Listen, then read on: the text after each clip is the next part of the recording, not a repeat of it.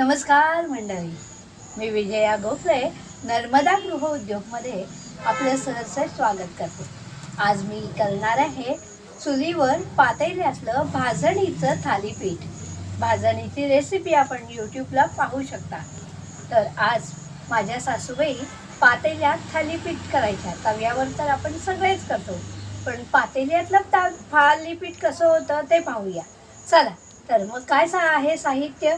भाजणी ही आहे 1 वाटी, जी त्याची भाजलेली ही 1 वाटी भाजणी, 1 कांदा, पाणी, मीठ, तेल आणि तिखट, मीठ, हळद, मिसळण्याचं सामान सगळं। तर चला करूया। तर मी कांदा बारीक चिरून घेतला, तिखट, मीठ, हळद त्याच्यावर घातलं आणि 1 वाटी भाजणी असं सगळं मिक्स करून घेतलं। पाण्याने असा गोळा होईल एवढं केलं आणि हे थोडंसं पाणी आपल्याला थापायला लागणार आहे, त्यामुळे असा गोळा मी करून घेतला भाजणीचा। तर आता योग्य चवीनुसार तिखट मीठ घातलं की थालीपीठ छान होतं आणि तेलावर आता पातेलीत ते ठोपूया थालीपीठ।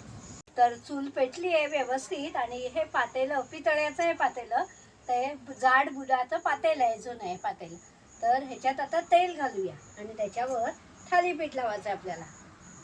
थालीपीठाला तेल बऱ्यापैकी लागतं, तरच त्याची चव चांगली लागते।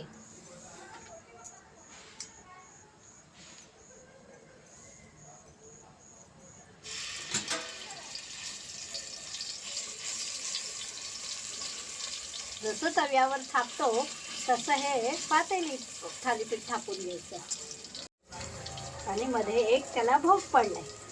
आपण वरून पण थोडंसं तेल टाकूया भोकात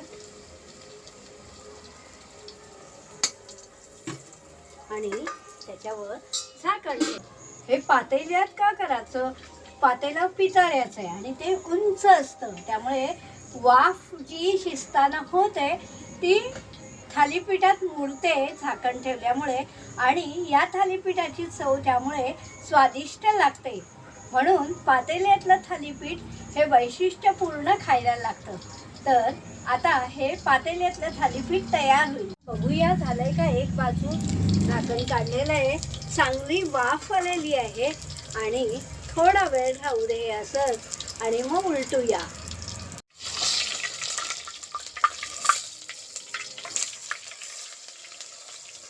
तर असं हे उलटलंय थालीपीठ, असं हे थालीपीठ उलटलं चुलीवर असल्या कारणाने हे जास्त खमंग झालंय। आता दुसरी बाजू शिजली की थालीपीठ तयार। दुसरी बाजू फारशी शिजायला जास्त वेळ लागत नाही, पातेलं तापलेलंच आहे। तर अशा रीतीने हे पातेल्यातलं थालीपीठ तयार आहे आणि ह्याच्यावर दही किंवा लोणी घेऊन आपण खायचं। तर थालीपीठ हे आमटी भाताबरोबर किंवा नुसतं नाश्त्याला केलं तर दह्याबरोबर, आम्ही तर लहानपणी गुळाबरोबर सुद्धा खायचो। लोणचं असेल, मिरची असेल तरी असं हे थालीपीठ खाता येतं। तर असं हे थालीपीठ तुम्ही करून बघा, पातेल्यातलं थालीपीठ। आणि चॅनलला सबस्क्राईब करा, लाईक करा, शेअर करा आणि सर्वांना सांगा पातेल्यातलं थालीपीठ। धन्यवाद। नर्मदे हर।